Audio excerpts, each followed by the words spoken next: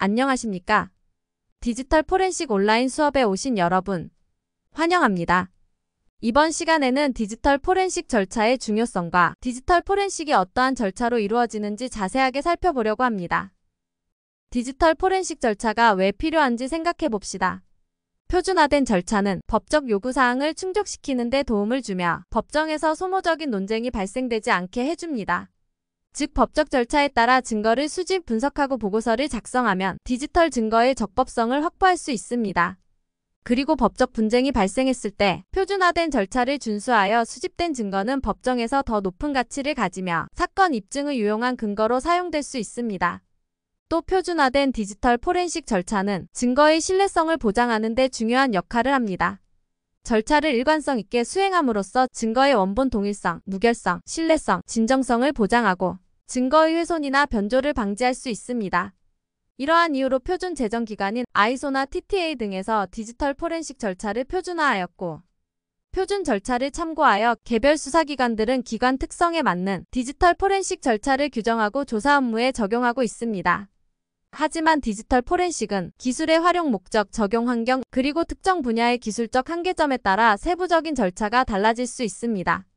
이에 따라 모든 경우에 대해서 디지털 포렌식 절차를 표준화시킬 수는 없습니다. 각각의 사례와 상황에 맞게 절차를 조정하고 적용해야 하며 기술의 발전과 변화에 따라 절차도 지속적으로 개선되어야 합니다. 다음은 범용적인 포렌식 절차에 대해 소개하고자 합니다. 이제 디지털 포렌식 절차에 대해 알아봅시다.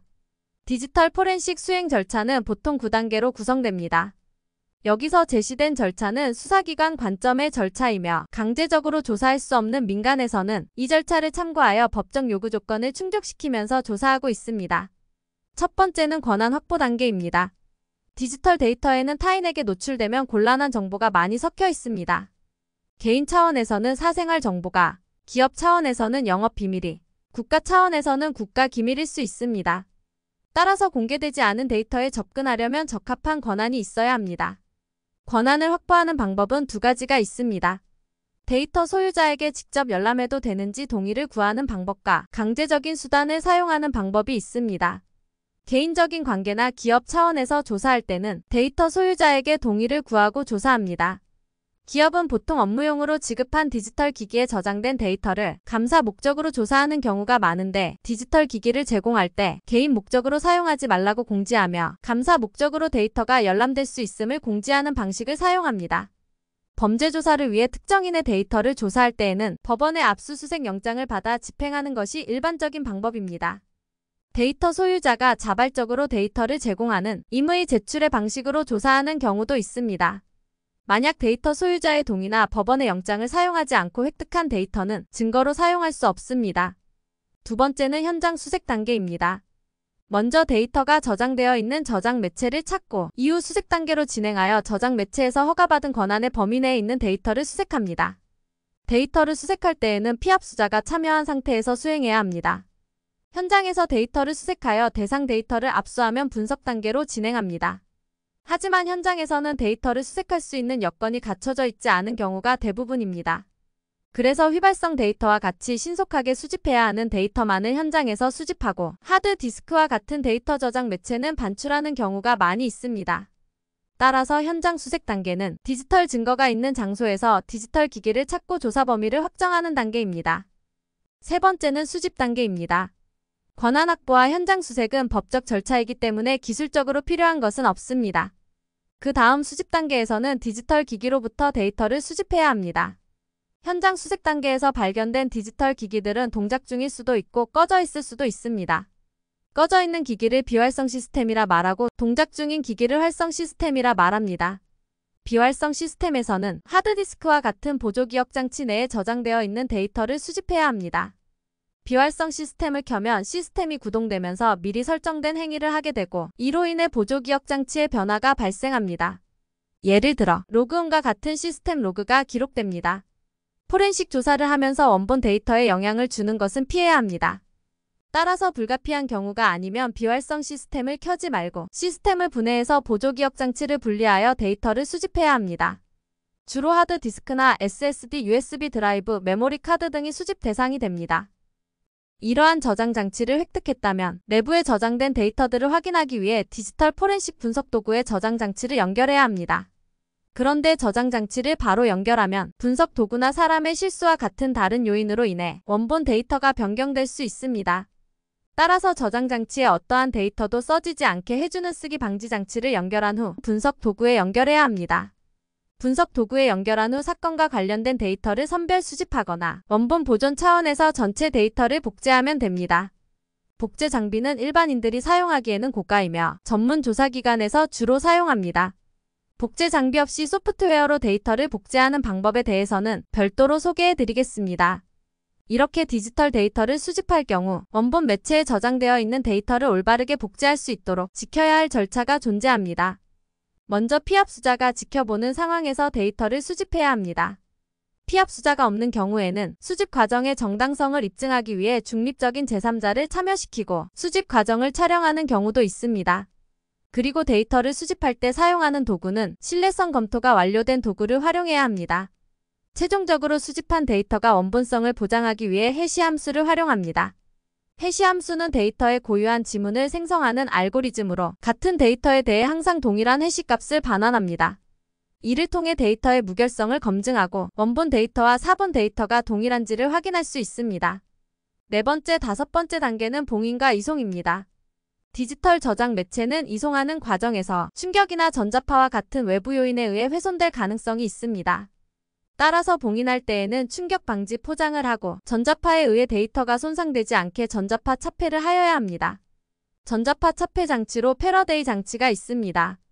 특히 스마트폰과 같이 무선으로 접근할 수 있는 기기는 원격에서 데이터를 삭제할 수 있기 때문에 전자파 차폐를 철저히 해야 하며 차폐 포장을 못할 경우에는 비행기 모드 설정과 같은 방식으로 무선 네트워크를 통한 접근을 막아야 합니다.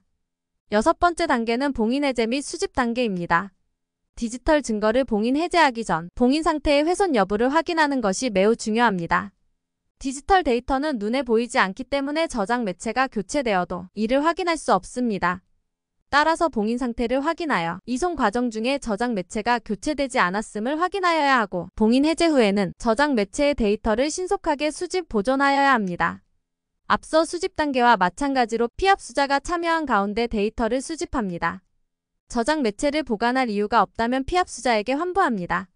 간혹 저장 매체에 국가 기밀이나 테러용 악성 코드, 성착취물과 같은 데이터가 있어서 환부할 수 없는 경우는 재봉인하여 보관하는 경우도 있습니다. 이때 저장 매체에 누가 언제 어디서 저장 매체에 접근하였고 어떠한 행위를 했는지 기록하는 관리 연속성 관련 활동을 해야 합니다. 관리 연속성은 디지털 증거의 수집, 이송 및 분석 과정에서 발생한 증거 보관 주체 간의 연속적인 승계 내역을 기록하는 절차입니다. 이 내역은 증거를 관리하는 동안의 담당자, 전달 과정, 처리 내용, 보관 방법, 해시값 등의 정보를 포함합니다. 이를 통해 디지털 증거가 최초 수집된 상태 그대로 어떠한 변경 없이 관리되었음을 입증할 수 있습니다. 실제로 디지털 기기를 압수하고 봉인할 때 봉인 봉투에 증거물을 수집한 시간, 장소, 날짜, 사람 정보를 작성하고 여러 면에 서명을 해 누구나 열어본 뒤 다시 봉인할 수 없도록 보관합니다. 이러한 과정을 통해 증거물이 변조되지 않았고 관리 연속성이 지켜졌는지 확인할 수 있습니다. 그리고 증거물에서 분석할 데이터들을 엔케이스, 마그넷, 엑시움 등과 같은 디지털 포렌식 전문 도구로 수집합니다. 일곱 번째 단계는 분석 단계입니다. 앞서 수집한 디지털 데이터를 분석하여 사건과 관련된 정보를 찾아 법적 증거로 활용할 수 있게 가공하여야 합니다. 이를 위해서 포렌식 도구를 활용하는데 데이터의 형태에 따라서 분석에 필요한 도구가 다양하게 사용됩니다. 디지털 포렌식 도구를 사용할 때는 두 가지 사항을 고려해야 합니다. 첫째, 신뢰성 있는 도구를 사용해야 합니다. 데이터 분석 결과의 정확성이 검증된 도구를 사용하여 분석 결과의 신뢰성을 확보해야 합니다. 검증된 도구가 없는 경우에는 동일한 기능을 하는 여러 분석 도구를 중복으로 적용하여 분석 결과가 동일한지 확인하여야 합니다. 둘째, 효율적인 분석을 위해 상황에 맞는 디지털 포렌식 분석 도구를 선택하는 것이 중요합니다. 단일 분석 도구뿐만 아니라 여러 기능이 통합된 디지털 포렌식 분석 도구들도 존재합니다. 이 중에서 대표적으로 많이 활용되는 도구를 소개드리겠습니다. 먼저 상용 도구인 엔케이스입니다. 엔케이스는 디지털 포렌식 분석 도구로 많은 기관에서 널리 사용되고 있습니다. 엔케이스는 디지털 증거를 수집하고 분석하는 데 사용됩니다. 특히 알려진 파일을 분석 대상에서 제외시킬 수 있는 기능, 시그니처 검사 기능, 키워드 검색 기능 등 다양한 분석 기능을 포함하고 있습니다. 그 다음은 오픈소스 도구인 오톱시입니다. 오톱시 또한 통합 디지털 포렌식 분석 도구로 오픈소스로 공개되어 있기 때문에 디지털 포렌식을 처음 접하는 분들부터 디지털 포렌식 전문가까지 모두 사용할 수 있는 도구입니다. 오톱시는 이미지 내 파일을 탐색하고 파일을 검색하고 삭제된 파일을 복구하며 키워드를 검색하는 등 다양한 기능이 포함되어 있습니다. 오톱시는 무료로 누구나 사용할 수 있기 때문에 포렌식을 처음 접하시는 분들은 이 도구의 사용을 추천합니다. 8번째 단계는 디지털 포렌식 분석 결과에 대한 보고서를 작성하고 증언하는 단계입니다. 보고서에서는 증거물의 획득, 보관, 이송, 분석 등의 과정을 육하원칙에 따라 명백하고 객관적으로 기술해야 합니다. 분석 결과를 증거 자료로 인정받기 위해서는 재분석하여도 결과가 동일하여야 합니다. 따라서 분석 방법에 대한 설명이 자세히 기술되어야 합니다. 보고서를 작성할 때에는 읽는 대상이 비전문가일 수 있다는 점을 염두에 두어야 합니다. 따라서 보고서는 알기 쉬운 형태로 작성되어야 합니다. 전문 용어나 기술적인 내용을 최대한 이해하기 쉬운 용어로 설명하고 시각적인 자료나 그래프 등을 활용하여 정보를 시각화하는 것이 좋습니다. 디지털 포렌식 분야에서는 전문가 증언이 필요한 경우도 있습니다. 이때는 비전문가를 대상으로 증언하기 때문에 쉬운 용어로 누구나 이해할 수 있게 설명할 수 있어야 합니다. 또한 법정에서 전문가 증언을 할 경우 전문가의 경력과 신뢰성에 따라 분석 결과가 부정될 수도 있으니 전문성 입증에도 주의해야 합니다. 마지막 단계는 파기 단계입니다. 분석 과정에서 생성된 다양한 전자정보들, 예를 들어 이미지 파일이나 기타 분석 과정에서 생긴 정보들은 분석 결과를 회신한 후 파기해야 합니다. 하지만 여기서 주의해야 할 점은 범죄 사실과 무관한 디지털 증거들은 삭제하되 향후 재판 절차의 증거로 제출되어야 하는 디지털 증거라면 변조됨이 없이 보존해야 한다는 것입니다. 그렇다면 어떻게 디지털 증거를 안전하게 파기할 수 있는지 말씀드리겠습니다. 먼저 소프트웨어 기반 데이터 파기 방법이 있습니다. 디지털 기기에서 데이터를 삭제하면 데이터의 실제 내용이 삭제되지 않고 특정 조건이 달성되어야 완전 삭제됩니다. 즉, 통상적인 방법으로 파일을 삭제하면 다시 복구할 수 있습니다. 따라서 복구 불가능하게 데이터를 삭제하려면 영구 삭제 소프트웨어를 사용하여 실제 데이터 위치에 다른 값으로 덮어 씌우는 작업을 진행해야 합니다. 쉽게 구할 수 있는 영구 삭제 소프트웨어로 CC클리너가 있습니다. 해당 도구를 활용하면 안전하게 데이터를 파기할 수 있습니다. 소프트웨어 기반 데이터 파기는 파기하고자 하는 데이터에 일일이 접근하여 다른 데이터로 덮어 써야 하기 때문에 시간이 많이 소모됩니다. 이러한 단점을 극복하는 방법으로 저장 매체를 물리적으로 파기하는 방법이 있습니다. 광학 저장 매체인 CD와 DVD, 반도체 소자를 이용한 USB 등은 물리적으로 파쇄하고 하드디스크와 같은 전자기 방식의 저장 매체는 주로 디가우저라는 장비를 활용합니다. 디가우저는 디지털 저장 매체의 자기적 특성을 이용하여 데이터를 영구적으로 삭제하는 장비입니다. 주로 하드디스크 드라이브, 테이프 드라이브 등의 전자기 매체에 적용되며 데이터를 완전히 덮어쓰고 삭제하여 데이터 복구를 불가능하게 만듭니다. 감사합니다.